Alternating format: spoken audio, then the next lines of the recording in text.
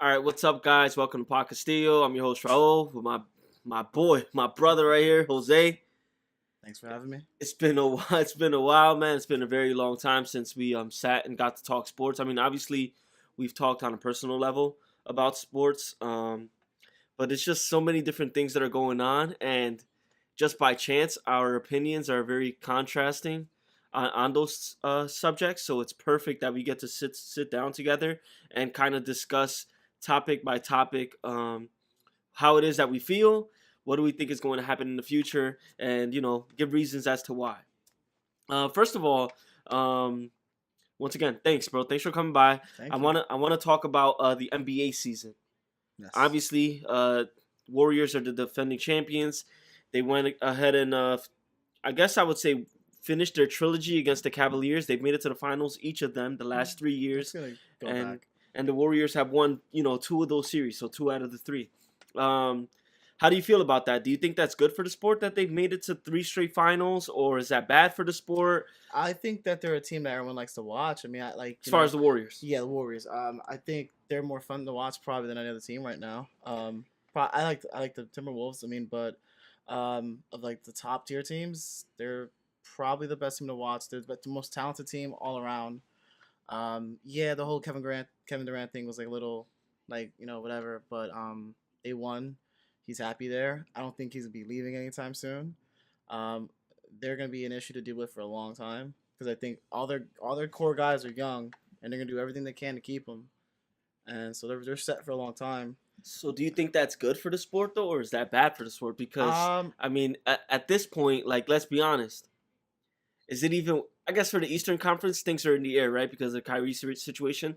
But is it worth it to have a regular season if we know that the Warriors are going to be there at the end? well, listen, for the West it sucks because you got guys that beat them. But listen, they did lose some games last year. They weren't perfect. They didn't go 82-0. So I mean, they did But I think that, listen, I think that that's a very good point. But I believe that the chemistry wasn't all there in the it's gonna beginning of get the better. year. It's gonna So get it's better. going to be really good. I mean, And they've they got a lot of games improved. under the belt. They They've got improved. they got more players. The best offensive team and the best defensive team in Yeah. the league. You, listen, And they and got they Nick have Young. like They're automatically gonna win. yeah, they have Nick Young.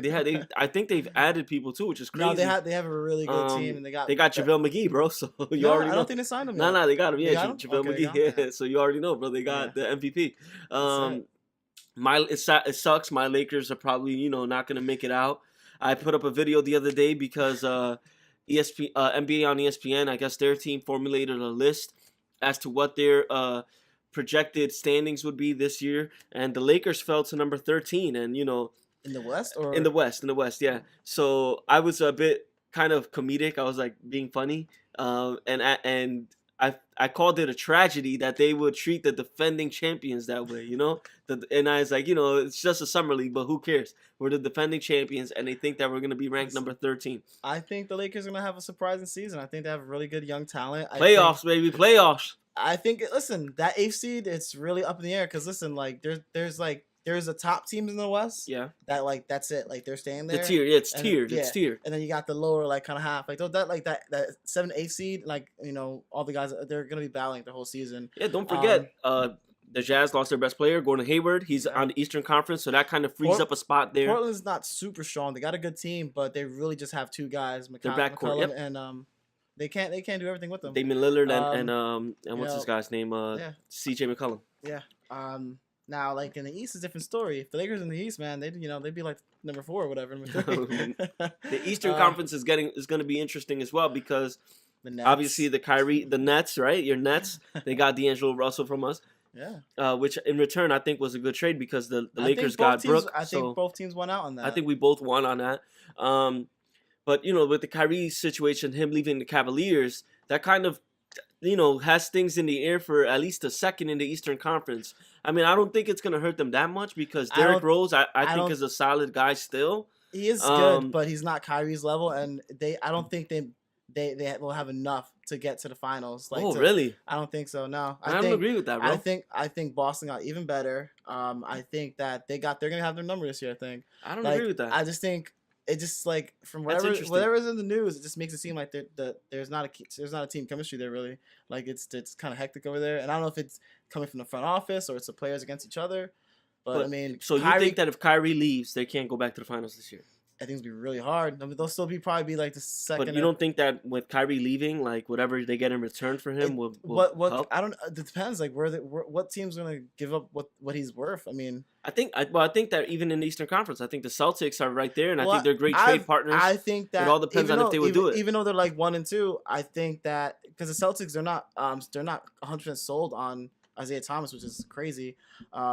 They've offered him trades before, so if the Cavs could get Isaiah Thomas, that's like it's not that much of a drop off, and that's he's gonna run their team well. He may not give them like the points that like Kyrie does and all the different things he does, but he's still gonna lead that team. And I don't think it would. Safe to say, I don't think it would only be Isaiah Thomas. No, like that. It would be Kyrie for Isaiah and somebody else. Or, and a pick maybe. Yeah.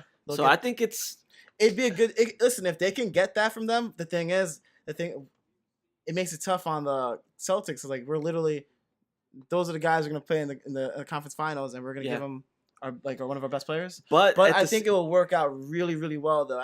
If Boston could get Kyrie, because they have a lot of talent on there already. They're stacked, and Kyrie and Hayward together, I think that would be a really, really good duo. And you got Horford there. I think Jason Tatum's gonna be a really good player. They got Crowder. They have Jay Crowder. They have a good team. They have Jaylen Brown, young they have a really good team. player. But my thing is this: people are naming all these teams because Kyrie brought out a list. One of the twins, because they traded. I'm not sure if they have one twins. They traded. They do. Yeah. One of the Morris twins. Yep. Yeah, they traded away really, really good team. I'm telling you, but man. my thing is this though.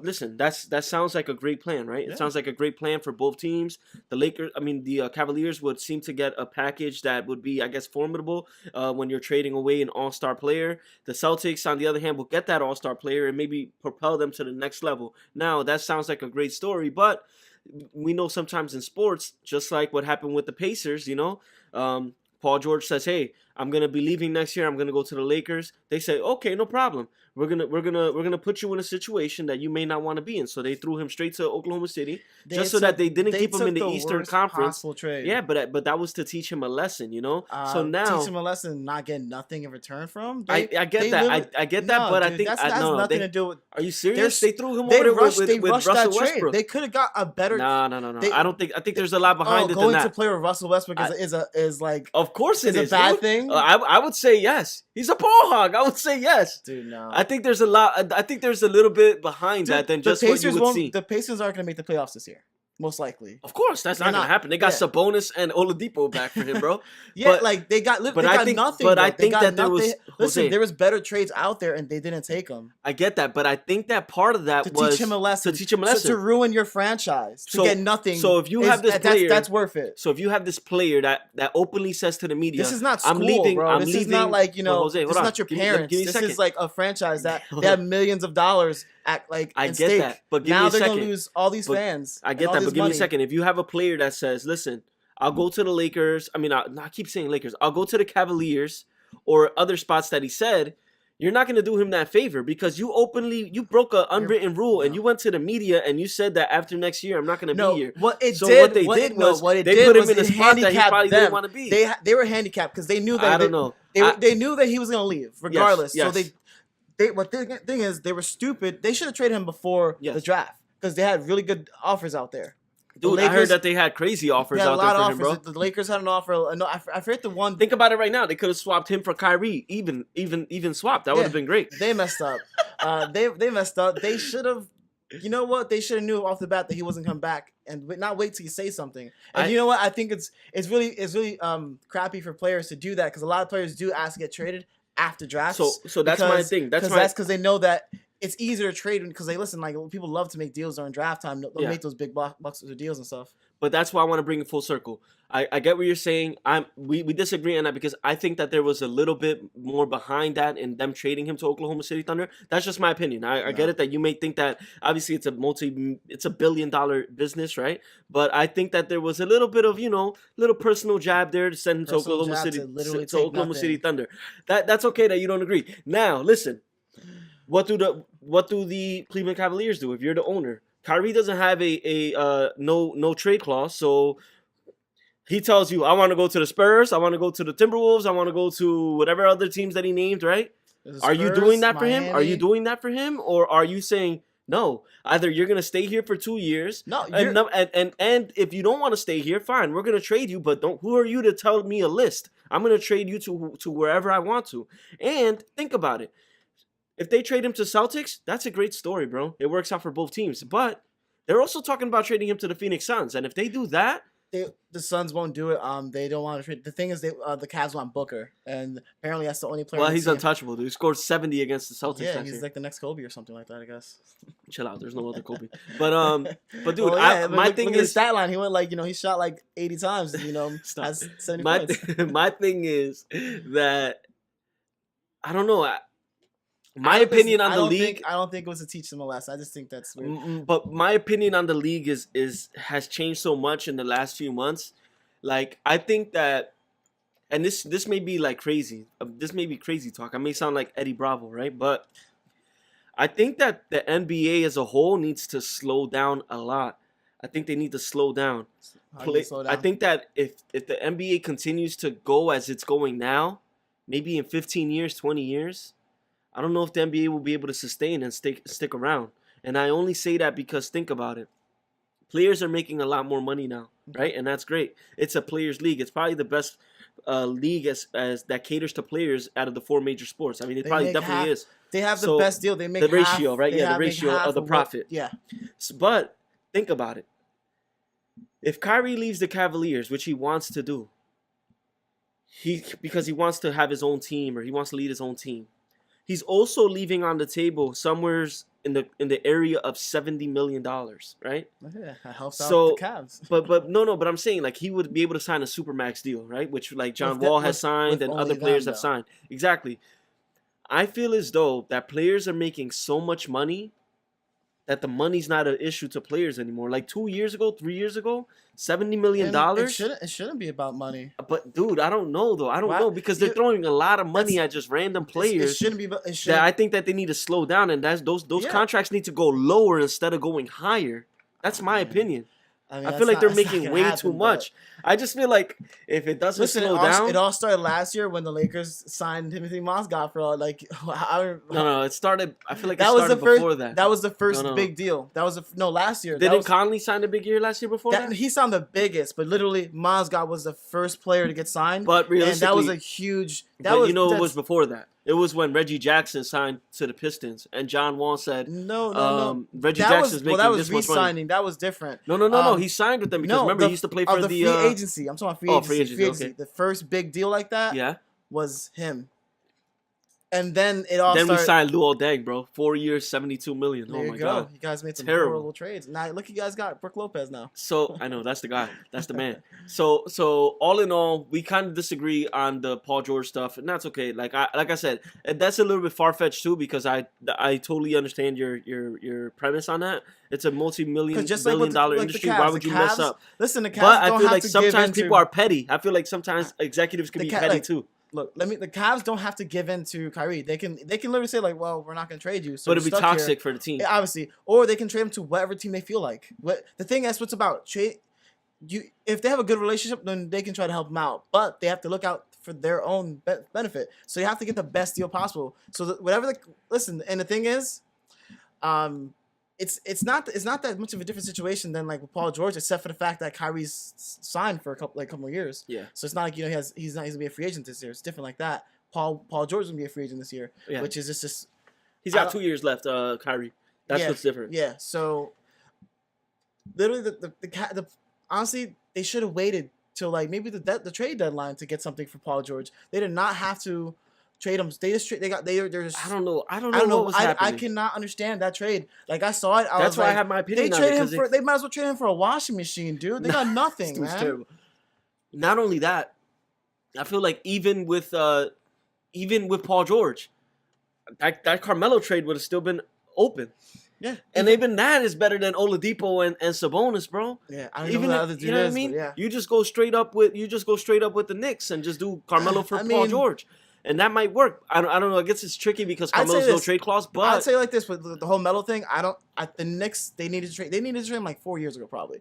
Or they should have never traded 2 years. for him. That would listen. They that's sent the whole team away, bro. And that team was official. I actually like I like the team they had that time, and they ruined everything. Gallinari, they had Felton, they had everybody. Wilson Chandler had a bunch of great players, and they could have got him literally in free agency that year, and it was the owner's fault. He was still the owner, so that's bad. Well, he's gonna stay the owner. Actually, they're still in the headlines again. Today it was released that Charles Oakley came to a settlement with them where all the charges that were dropped, all the charges that were presented to him when he got into a scuffle with security there, they were all dropped. But he's banned from going to Madison Square Garden for 1 year. How do you feel about that? Legend, a New York legend.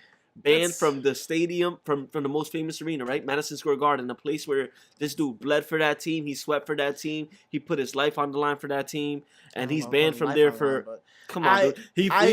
He was fighting a lot of big dudes, bro. At that point, you're putting your life on the line. That's what got him in trouble. So it's not fair. It's not fair. Like, you can't do that to your players, man. Like, listen, Ron Artest had a huge riot. Is he banned from Detroit? No. Like, come on. Listen, Jermaine O'Neal punched a fan in the face. Is he banned from being in Detroit? Jermaine O'Neal would have. No. Jermaine O'Neal punch. Listen, what we're gonna do is I'm gonna put that video up somewhere right here between us. If this Jermaine O'Neal punch lands, my man, automatic. This was like before World Star too, but that probably would have been the best knockout of all time if that punch right there he would have landed. He would have caught a charge. He would have caught a body. That's it right there. Dude, a murder charge right there, automatic. The dude, it would, you know what? Coins would have fell out of the dude's body. It would have ended the fight. It would have ended the big brother. Like, oh damn, he killed somebody. Okay, yo, we gotta go. We gotta go. This dude would have got hit so hard, coins would have fell out of his body, bro.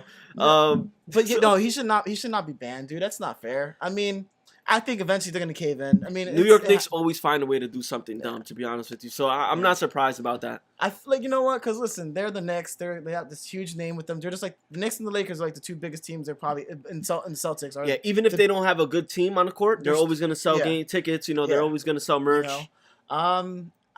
It's their front office, which is terrible, man. Well, it starts with the owner. I think it starts with the owner. Yeah, well, because he puts so much pressure on whoever's there to make these dumb deals and stuff like that. And the thing is, the only thing they got lucky on was Cap. How you say his name? Kristaps Porzingis. That was actually Phil Jackson. That was the only good thing he did there. But my thing is with James Dolan, he's not cheap at all. Like, this dude will spend money. But the thing is that he overspends.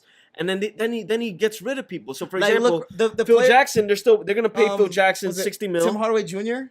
They had him. They traded him away for nothing. And now they got a $71 million deal. But listen, they're still paying. They're still gonna pay Phil. I think they're still paying Mike D'Antoni. They're still paying Isaiah Thomas. These are all people that were in their system, and they got them these big contracts. It didn't work out. They got rid of them, left money on the table, and now I don't know. It's just like New York Knicks being New York Knicks. So with all that being said, I think that who's done worse, the Knicks or the Nets? I don't know. That's a good argument. Because you know what? Like, consistently bad, the Knicks beat the Nets. That's a good argument. Because one trade ruined the Nets. Well, there's two trades, but the big one was the Celtics trade, a good argument. Where they traded away literally like 4 picks, and they got 3 old washed up players, Paul Pierce, Jason Terry, and Kevin Garnett. Now, well, they also got Gerald Wallace, right, on a different trade. That was the second trade I'm talking about. They traded a first round pick to the Portland Trailblazers that became Damian Lillard. So that's a good. That's going to be our question for this show. That's what I want people to answer. Who has had the worst last, what do you want to say, 8 years or what is it, 7 years? Who's had the worst last 7 years? The New York Knicks or the Brooklyn the Nets? Nets made the playoffs last. Let's just say the New York in general. I don't like the Knicks, but the thing is, it's just their front office. It's just so bad, and they just make these. Like, the thing is, they don't like have terrible teams. They just have bad teams that don't do well. So they can't really even get like the first pick, whatever. They got lucky with Porzingis, obviously, and I mean, he's a unicorn, bro. That's it. They have to build around that guy. Whatever they can do. So there you guys have it. Knicks or Brooklyn Nets? Everyone's gonna say the Nets. Who's had the worst last 7 years? Everyone. All right, so obviously UFC 214 just passed. Big card. I would say that, due to the fact that UFC's kind of been on a downfall, I would say lately, because of the cards. This card stood out from the previous cards. The summer's been good. It's just like there's been some crappy officiating for some of the fights. It's trending a million They buys. They've had to do a million. There's 2 cards of the year that like in 2017 have looked great, and it's been 211 and this one. Those are the best 2 cards of the whole year. The most stacks with the best fights on there. This one, like 3 championship fights, bro. Yeah, and one got added late. Both literally, Woodley and Maya got that fight on like I think it was a 7-week notice, which is really, really, really short. So let's get into it, bro. Let's get into it. We start with Cyborg first because that was the first title fight. Someone that a few years ago we thought would never own a piece of UFC, never even be in the UFC. Yeah, never even be in it. So what do you think about that, man? It's awesome for her. I mean, she has like. It's important for people to know that she is in the UFC, but what weight class? Featherweight. But when she first got there, she 145. She was fighting at catchweight because eventually they wanted her to fight at 135 to maybe fight for the title. That's important for people to know. The fact that it was her coming to the UFC was a little complicated, not only because of the fact that Dana was kind of against it, but also because of the fact that They said they weren't going to make it featherweight. They wanted her to fight. Divisions, the weight. So, and her doctor said that she would die if she tried to make this weight. That's what happened when they had that Holly Holm versus Geraint Manderby fight. She had to turn down that fight for that card. She had to turn down 2 fights. She was supposed to fight either Holly Holm or Kat Zingano.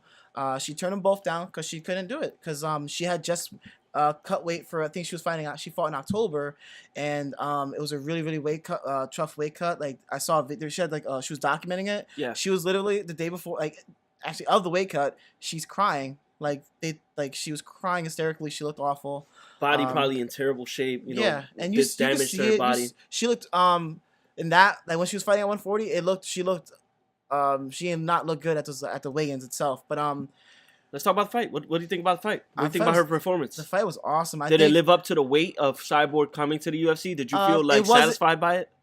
It wasn't going in there and Mike Tyson style and just knocking out the person in the first round. But she said she wanted to show off her actual skills as an MMA artist, which is a mixed martial artist. That's great, and that's what she did. She showed she can. Well, she got taken down once. That was only the only good thing for Tanya Average besides lasting till she stood in there. She went to the 4th round, right? If there's ever a way to get something positive out of a loss, she showed that. I think especially going against with Cyborg. I mean, who's literally probably the biggest, strongest chick there is in mixed martial arts right now. So it was a tough, rugged fight.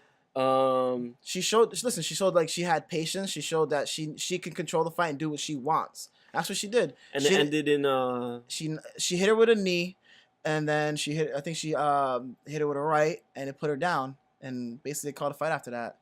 So that's a big. I think that's a big deal. I mean, I think that it was a moment where a lot of us didn't think it was possible. Dana White coming around behind Cyborg, putting that belt on her waist. I thought she would have went to Bellator, because the only reason why she would have went to Bellator for me would have made sense because she used to be at Strikeforce. Yeah, Scott Coker was running Strikeforce. So it makes more sense that she would have went there. That connection, that relationship. Yeah, that's why a lot of fighters are going to Strikeforce. So it's funny, right? Because that alone right there is a great story, right? I mean that fight, that story, that journey that Cyborg took from all the way her early days, her urban myth days, I would say, where everyone's like, oh my God, Cyborg's otherworldly. She lost her first pro fight and hasn't lost since. Exactly. Yeah, exactly. So when you hear that story, you're like, wow, that's a crazy story. But to be honest with you, when we're talking about 214, that probably is the smallest story of the night. Yeah, Moving on to the next fight, Woodley against Tyron Woodley against Damian Maia for the welterweight championship of the world. This was something like I said, the Cyborg story is big, but the stories just keep getting bigger and bigger. In the Woodley fight, obviously, Woodley, the champion, Maia, someone that was on a very hot streak, 7 straight wins, someone that really is very feared as far as his takedown game. If he gets you to the ground, chances are the fight's over. And I mean, he showed that not only against people that you never heard of, he showed this against top caliber people. Carlos Condit, he literally finished Carlos Condit in a minute and a half. So that's a big deal. So when in the beginning, people were kind of saying that maybe T Wood was kind of maybe ducking him for a little bit, but T Wood took the fight. He is the number one contender, and Well, the fight didn't. Maya wanted that fight in October or September, and Willie said no. You want your title shot, you got it, but I'm the champion. It's on my terms. I want it in July. That's what happened. So with all the buzz that was circulating around this fight, is it safe to say that it did not live up to the expectations? Or are you on the side where you think that because let's be honest, statistically, it is the probably the worst championship fight ever, right? Because it's the least strikes that were landed in a championship fight. If you look at so that, we're looking at numbers. No. Hold on, that. give me a second. So statistically, some would say it's the worst championship fight ever. On the other hand, there's people that just like you, people that are core fans of this, and they look into it, and they don't watch it just to watch two people strike each other, but they watch it for the love of mixed martial arts. There's other people that say this might have been the greatest show of mastery ever, right? I mean, you got a guy in the Maya that wants to take you down, and he's going to continue to try to take you down, right? And that's his game plan. And the thing is that the game plan always works. He always takes you down, and then when he takes you down, he beats you. He was 0-21 for takedowns. 0-21. So what do you think? Do you think Woodley just wasn't striking and he's scared, or is he a master because he didn't let him take him down? I'll say this first. That fight, I did not think was going to be the best fight ever, because the thing is Styles, I would say, right? It's a Styles make fights. Well, no, because Woodley has all the tools to be like the best fighter there is, because he has great wrestling, he's super strong, and his striking's great. Look what he did to Robbie Lawler, knocked him out in less than a minute. Yeah, I know. Man. He has power, but I mean, if you look at the two Wonderboy fights, it looks like when he's fighting, it's more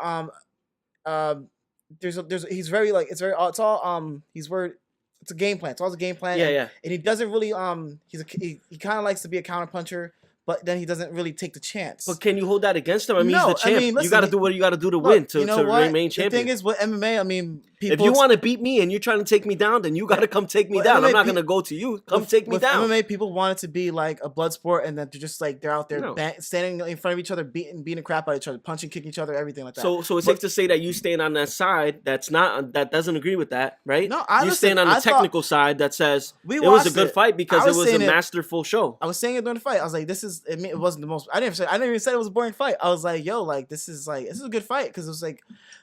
Anything can happen, because you're he kept going for takedowns. We were like, eventually you thought we were gonna get a takedown. Yeah, eventually he was gonna get one. And then eventually, like, you know what?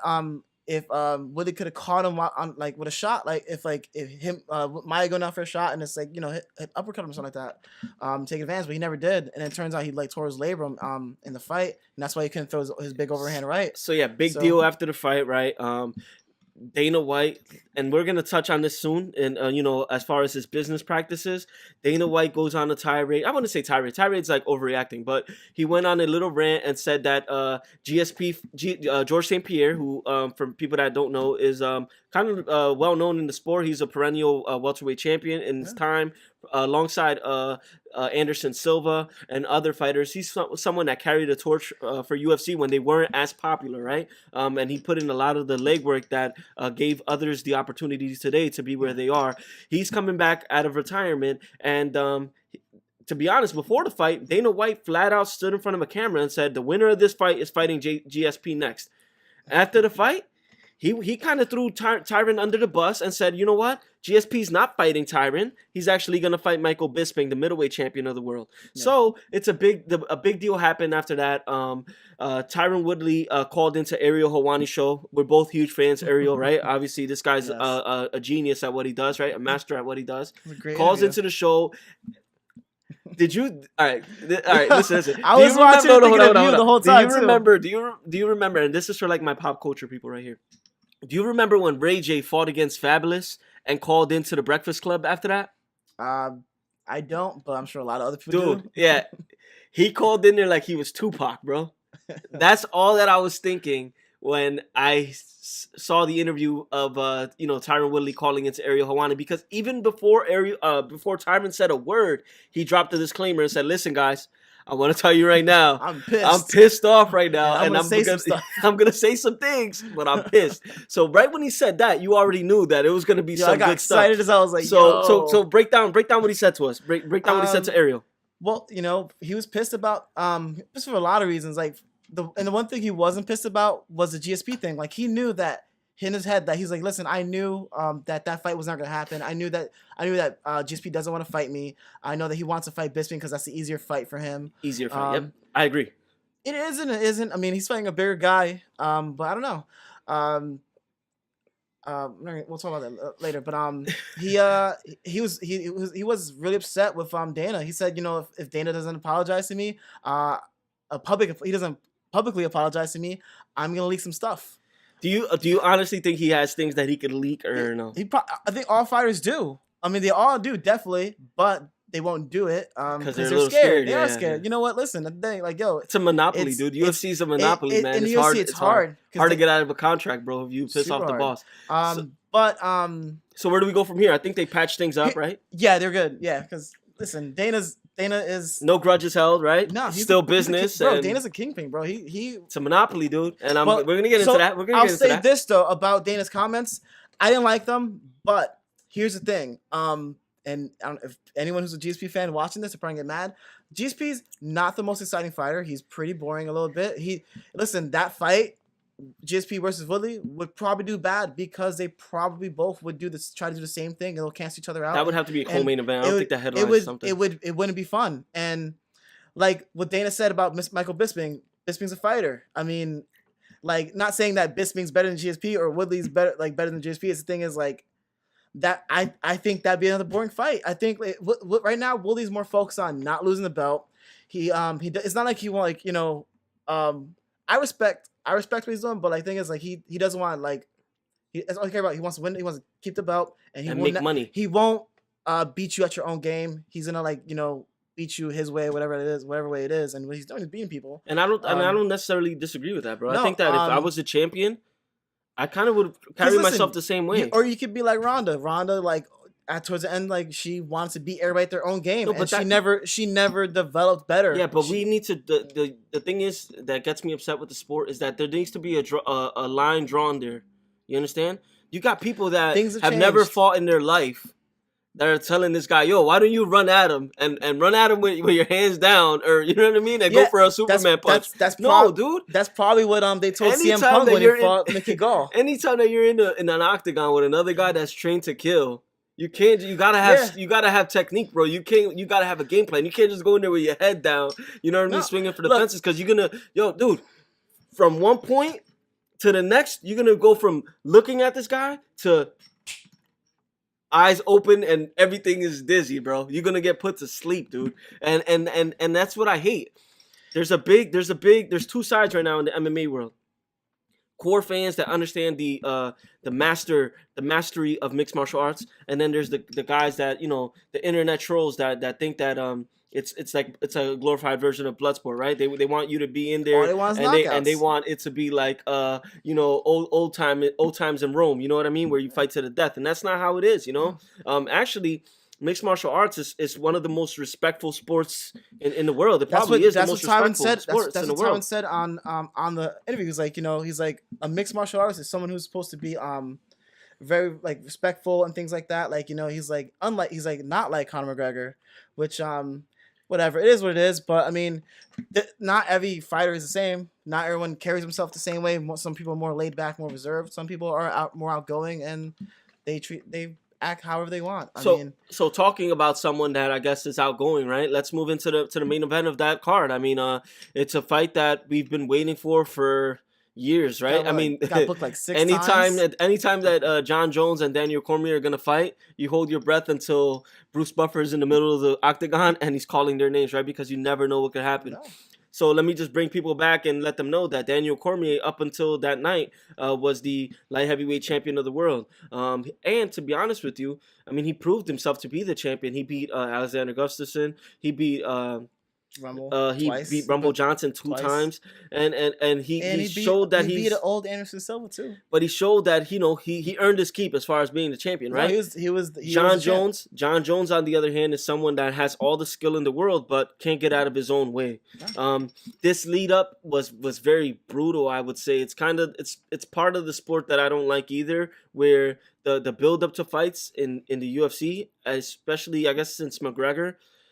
there's no real respect there nowadays. I Well, think that the lines now- are blurred now, and people Well, are who's just the one going who's crossing on. the line? Because Jones never really said anything to him. He's like, you know, I know, I get what you're saying, So, but like, you're there exactly is- correct. You're right. there is Jones. Daniel Cormier had no Jones filter kept it- towards Jones. Jones kept it more towards sports. Yep, you're and then 100% right. He Yep. kept it. Where's he's like, you know, what are you gonna do? I beat you. He's like, You know, he's bringing in his he's like, you didn't win the Olympics. his Like, he trials kept and it with sports. tribulations, Yeah. you know, into it. Calling him Obviously, a junkie. yeah, he had crackhead. some you know, substance abuse issues. He obviously had that issue where you know, he was Hit and involved in run. an accident, and a woman that actually was pregnant was on the other side of that Yeah. accident, and then he ended up fleeing the scene.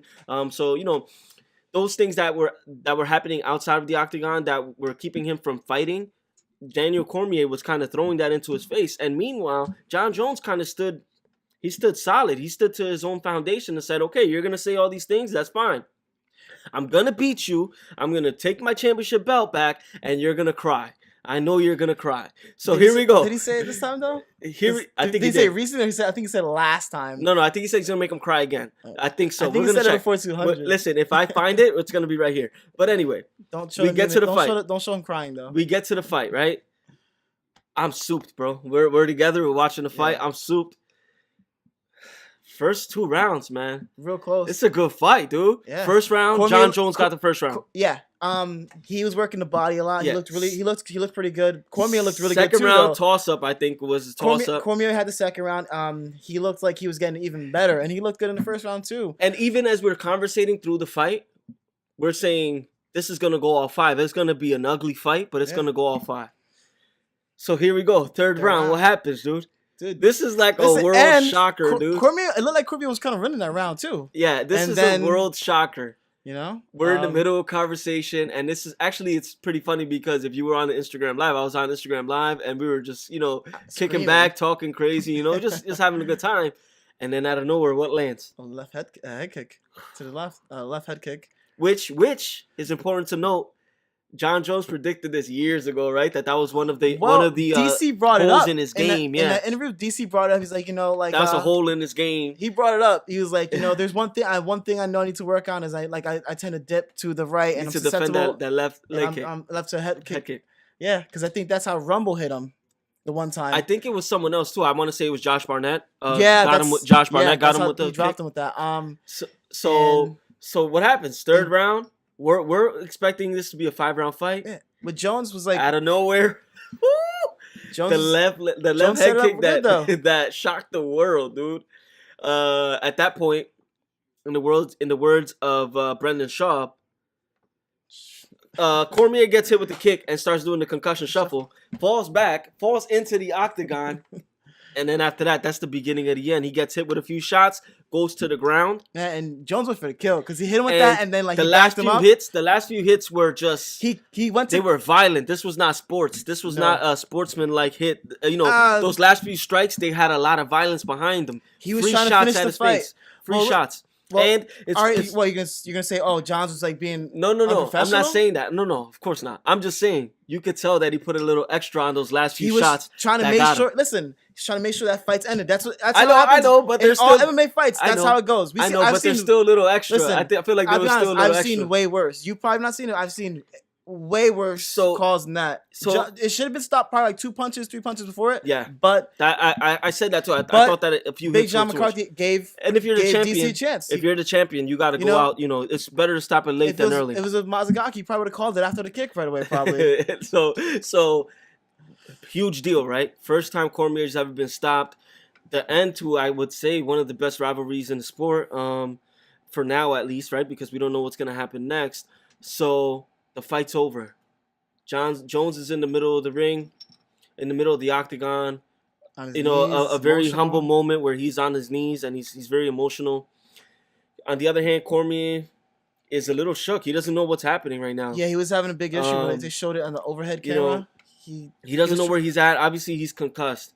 This makes the big deal comes into after, and I don't know your stance on this, and even me, like I'm Well, a you're little skipping iffy on the this. fact, about all the things that Jones said. He said, like, Oh yeah, I respect go DC ahead. so much. Like, I've never I've never thought anything less of him. Like, yeah, we had our like. It was a build up, right? It was a build up, he's like, basically. but he's like, he's been a model champion, a model husband, a model father. I want to be like him. And so it was great to hear. Awesome, very humble in victory, right?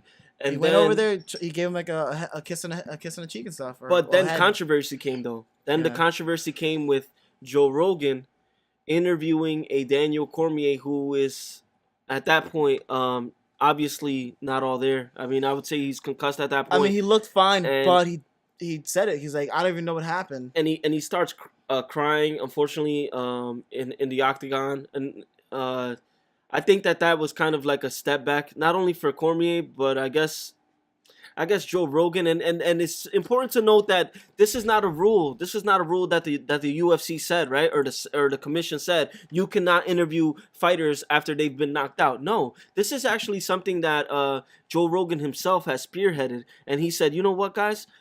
Me being the interviewer, I'm not going to interview anyone else that gets knocked out. It was after 203 when when Miocic knocked out Overeem, and Overeem was like, he tapped. I know he tapped. And then they showed the replay like 3 times, and then he's like, you didn't really tap. They made him look really bad. They should not have. So, they were like, listen, we're not going to show the replay. Listen, he did not tap. This is what they should have done. He made it full of himself because. And it's not Joe's fault. I mean, Joe's doing his job. Joe literally but he broke his own rule. That's it. And it was very controversial to some. But I would say that I don't think there was any malintent in that because he actually has a good relationship with Daniel. At that time, and he's the utmost professional. You already know, like it's not like he's it's a huge fight. Someone just got knocked out. It's not like he's like everyone's like kind of like amped up. Like this is a great fight. He loves MMA like just as much as anyone else. So. He's excited. I just think he probably forgot. Like that's it. And like, it's not. I think that for that moment he wasn't doing his job. He was a fan. For that moment. I'm guaranteed there's other fighters who've been like concussed, and they've been fine, but they probably just haven't said the things. They didn't break down and say the things that he did. Because I've watched fights that like, don't know what happened. I guess I got knocked out. Yeah, like that's and they'll say it like that with a straight face. He didn't say it with a straight face. He was crying because this is like. And I think that he said something that was very, like, important when he said that I guess if you lose both fights, there is no rivalry, But and I think I would differ on that. I think that it definitely is a rivalry because I think it's probably one of the best in the sports history. It's two guys who are obviously the two best light heavyweights. That's it. They're 1 and 2 in history. And. There's no loser in that. I would say. I think that we as fans won. Right, we got some comedy out of it. Right, in the build up. Listen, you know what? DC had some really funny comments in the game. And to be honest, if anything, this solidifies the fact that John Jones is probably the greatest of all time. Yeah. And soon we're gonna be discussing the fact that even after that, John Jones called out Brock Lesnar. So we'll be talking about that as well. In a future show, especially given the fact that this is gonna kind of bridge the gap. I'm the WWE guy, you're the UFC guy, and this is gonna be awesome because my guy's gonna beat your guy. But I heard Jones wants to go to the WWE and fight him there. That's gonna that'd be interesting, but that's gonna be a different story. Yeah. Now, okay. Oof. All right. So another thing that's obviously been happening, right? And we're gonna go through this briefly. Because we could talk for hours about it, I'm sure. Obviously, the biggest news in sports, especially now that sports is kind of like in a downtime. Dude, whether you like it or not, August 26th, Mayweather's going to fight against McGregor. And we're going to pay $100 to watch it. You know what I mean? So, for some people that were very skeptical about this, some people thought this was impossible to make. I didn't think it was going to happen either. It made no sense. It's happened. One way or another, it happened. And in the last few weeks, the McGregor and Mayweather promotion team, right, have taken the world by storm. Obviously, they did a 4-city press tour where they went to LA, they went to Toronto, which was my favorite, Brooklyn, which we were at, and then they went to where'd they go after Brooklyn? London. They went to London. They went to the UK. So this was a very important part of this whole spectacle, right? Because people that were on the fence about buying the fight, I can guarantee you now that they're going to buy the fight. Just because of the back and forth that was going on between them, they had headlines all over the place. Every day was talked hostage, about. you know, the jokes that were happening, the antics that were happening. Sometimes things that weren't even that positive. There were a few controversial comments that were made by both fighters, and those made headlines as well. Now, I think that we both didn't think that this fight was going to happen, because I know I didn't, but it's happening, and I think that we're both. Before we get into this, I want people to know that we're both fans of the fight. Yeah. I don't think that it's. I'm a fan of the fight, you know. But that brings me to what I really want to talk about, is the fact that for this fight, McGregor, who is a novice boxer, right? I mean, he doesn't have a professional fight ever. Some would say that he's really good with the hands in the MMA world. If we're talking about someone that can merge into the boxing world, it would be Conor McGregor, right? Because he's got a good set of hands. But I'm saying he would be up there on that list, right? So he's not just some guy that's known for submissions, like a Damian Maia, that one day is going to come and fight a boxer. No, this is someone that uses his hands the right way in an octagon, and hey, it might work out. So McGregor, obviously being a novice, he needs to kind of find different pointers, kind of, you know, get his feet wet. So what does he do? He hires Paulie Malinaggi, who's a color commentator for Showtime. Even before color commentator, I want to say that he's possibly a Hall of Fame boxer, I would say. Maybe someone that won championships in 2 divisions, but at the same time, in my opinion, someone that has never won a big fight. He's never won a big fight. Big names, but he's won over 30 times in a boxing ring, and he's got 7 of those wins have been by knockout. So he's not someone that is very powerful, and his 8 losses have come to people like Miguel Cotto, Amir Khan, Danny Garcia, Adrian Broner. So he's lost big fights. Any big fight he lost. So with that being said, Conor McGregor, because of the fact that Paulie Malignaggi is someone that's very technical, not powerful, but technical, knows the game, someone that speaks very well and is very articulate, he hires him to come into his camp that's not the reason why he brought him into the camp, though, right? Well, I guess it's because some people say that they had a beef. They had a little beef, and he wanted to bring him in. Paulie had said some stuff saying that he would fight him, and they brought him in to fight. They brought him to spar. It wasn't I don't know. You think what you think. That's fine, but like. I was watching the MMA Hour. They had Owen Roddy, who is, despite what people think, Conor has a boxing coach, and it is him. Like you know, like people are so biased. They're like, oh, Conor doesn't know how to box. He doesn't. All bias aside, he doesn't know how to use boxing gloves. All bias aside, but you're very biased. I'm not necessarily biased. I'm a realist, but I'm a realist too. Do I think he's gonna win? I think I wouldn't say I'm biased. I'd say I'm realist. I'm a realist too. Now the thing so where do you stand? Can you lay out your standing for me, please? You can't disrespect Conor. I don't think I've done that, but go ahead. Like you made the way the little intro you had. He's like, oh, like basically like he's never boxed before in his life.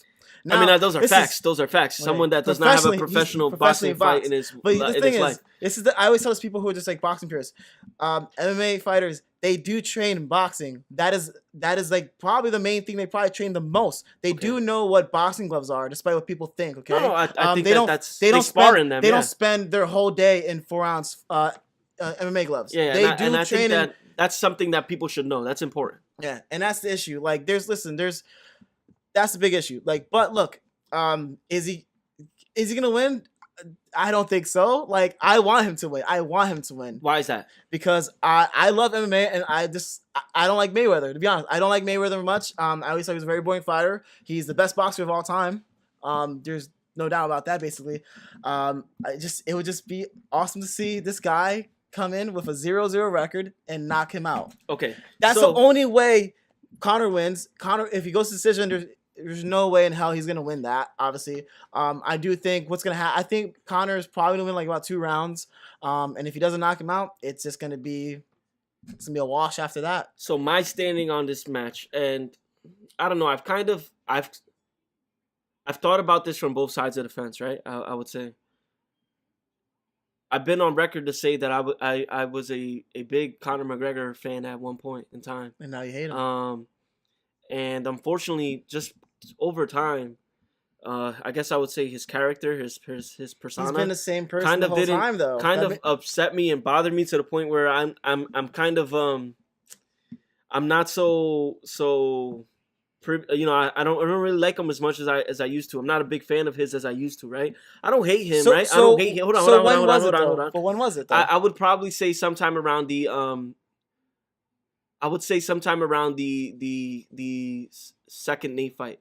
I would say that when Nah. he started bragging about the fact that he had a $300,000 training camp and then gassed out in the third round of that fight. That was the first fight. No, that was second fight. That was second fight. He gassed out in the second fight. He did gas out. He still won that, but he gassed out. And I would say sometime around that time where just different things started making me believe that he honestly felt he was bigger than the sport. Obviously the MSG card, the 200 card, he was supposed to headline that card.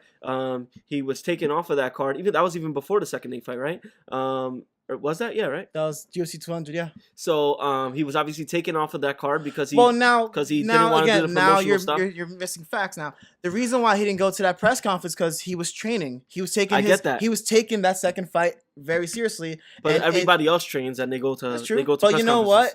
The thing is, you can't make it seem like he said he was going to come in a couple days later, and he said no. No, because you don't bet. Listen to me. Listen, it's not like he was being open. He's to contracted under the UFC. They don't have to bend for anything of him. I mean, I think they have. And that's why I personally don't agree with the way that business is run. I don't agree with it. I'm a fan of the sport. I love the sport, right? But I watch, right? But I don't agree with I think it's still run kind of like a mom and pop shop instead of a corporation. You want to know when he was at his worst? Go ahead. Way before that. When he was supposed to fight Aldo the first time, and then when Aldo stepped out, that was when he was at his worst. If you watch all those press conferences, he was horrible. He was It was completely idiotic what he was doing. He was grabbing the belt. He was being a complete obnoxious person. But those antics, I think you're misunderstanding. I don't think that the antics are what you're saying that. The antics are not what changed my opinion on him. You literally said that. Though. No, I didn't. Jose.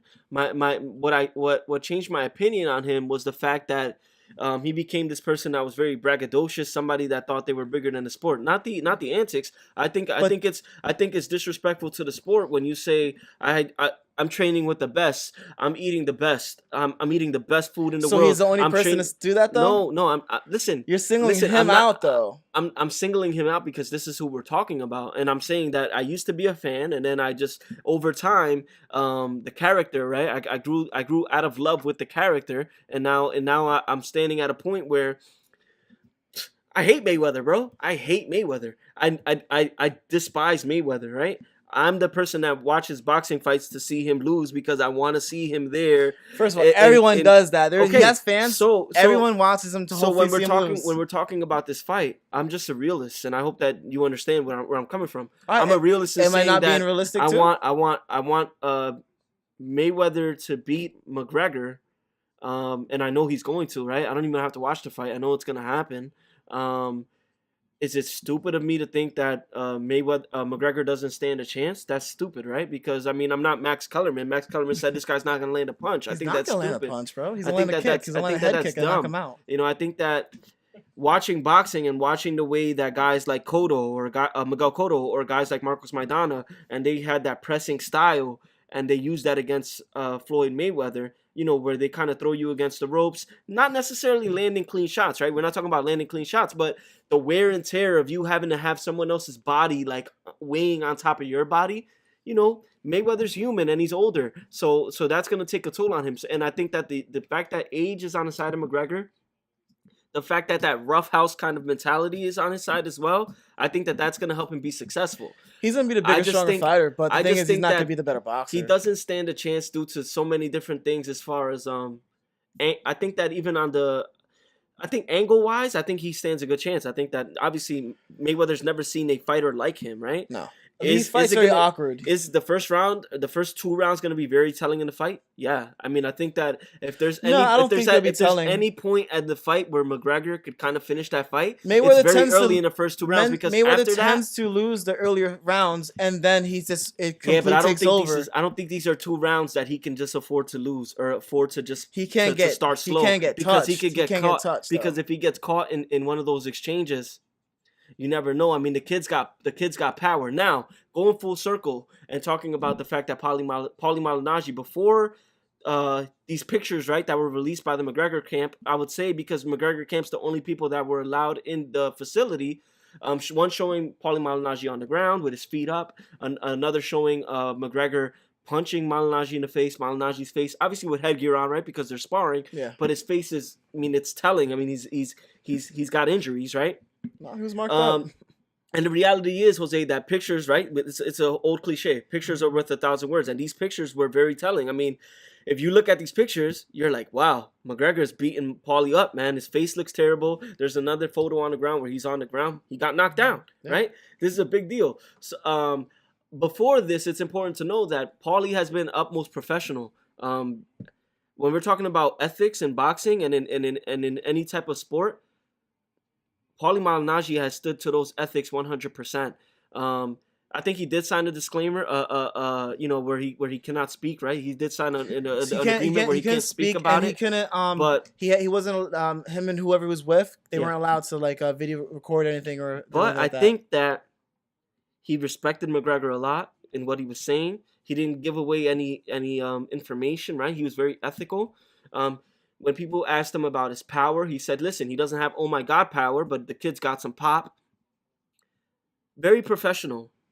And then when these pictures are released, and listen, it wasn't Conor McGregor, right? It wasn't a Conor McGregor, the notorious MMA, that tweeted these pictures out. I get that. But it's somebody from your team that tweeted that out. So either you get out in front of that and say something, because at that point when McGregor doesn't say anything and leaves us, right, people that are just fans, we're already thinking the worst. We're like, damn, this dude got knocked out. Yo, Conor's hands are nice. These guys beating him up. No. The pictures that said the most to me was the one where you see in his face that he looks like he's been taking a lot of punches. That was the one. And, but to be fair, you can't really see McGregor's face on that photo either. I mean, he's been posting a bunch of selfies and stuff like that of training every day. True. I guess you're right. Because I saw Paulie's selfie and it wasn't that good. He was on ESPN. Yeah, he looked like crap. He was on TMZ Sports. Yeah, I was like, dude, I was like, I don't know what you just. The thing is, I'd say like this. Obviously he's been retired for a little while, and he's not in the. He in the pictures, his body doesn't look like he's in the best shape. Who? Paulie. He looked a little. We're talking about somebody that in his prime wasn't the best anyway. Wasn't the greatest. I mean, so, when we're talking about, but still, the thing is, you have to be very fair. He's a pro boxer. He's won fights. So of course, realistically, he should be in there destroying Mayweather, not even getting hit. But the thing is, even if he's not the best, because listen, that's what boxing purists say. Yeah. Boxing purists say, listen, any boxer out there, any boxer with a losing record will say that they'll knock out Conor. And that's fine. They can say that. But I do think that Paulie rushed into it. I think Paulie, first of all, I'd say this. Paulie should have, whenever he was matched with those non-disclosure things, he's like, well, then I don't want any pictures of us that I don't approve. Yeah, I think he could have done different things. He rushed into it. He rushed into it. Yeah, of course. Yeah, I'll help you guys out. Just because I think he was very thirsty to be part of the biggest fight in history. And I get his standpoint. He wanted to be there. He wanted to kind of he did want to kind of help out McGregor and stuff like that. He wanted to be a part of it. He should have. He did, and he said that. He should have really done some thinking about it and put his best foot forward, because you have to. Listen, business is business. And McGregor is business, straight all business. So whatever he does, he wants to make himself look the best. Yeah. Now I don't think it's necessarily him that put those pictures out, which it wasn't him. Do I think he had a say? Most likely, because come on. Yeah, nobody moves without him, without confirming with him. But to be honest, whoever I don't know if Paulie has a manager or whatever. I think he really should have been like, hey, we have to work out some things. Yeah, man, I think things. We don't want because listen, now Paulie looks bad, and he still looks bad right now because he's like Superman and all that stuff. It's kind of funny, but and he's right to be mad because they're making him look bad. He's a pro boxer. He's a champion. They're making him look terrible by putting his pictures up. But even more important than that, where do we go from here? Is there going to be another pro boxer that says, hey, I'll help you out at your camp? Probably. And to be honest with you, probably. I don't think so. No, I don't think so. And to be honest with you, Conor's lucky that he got Paulie, because there's a lot of fighters that are not happy with this, and a lot of boxers that are not happy with this, and they don't want to help him. That's fine. So they didn't want to help him already. I mean, as far as high caliber boxers that would be, worth sparring with, they didn't want to help him already because they're not happy with this fight, right? Which most of us would call a spectacle, right? Mm-hmm. But basically, you just did somebody dirty, bro. You're bad for business. That's bad business. I can't. What am I gonna do? I'm gonna go over there and be professional and help you out, and then not necessarily you, because listen, I'm not saying it's McGregor, but the people around you, your team, people that do not move without you telling them they can move, they're gonna make me look bad. No, no, no, no, no. So now, So what if I think this is a bigger loss for McGregor because not only did people not want to help him spar before, they're not gonna help him now because he's bad for business. That's where I stand on that. What do you think? I think you definitely don't like McGregor at all.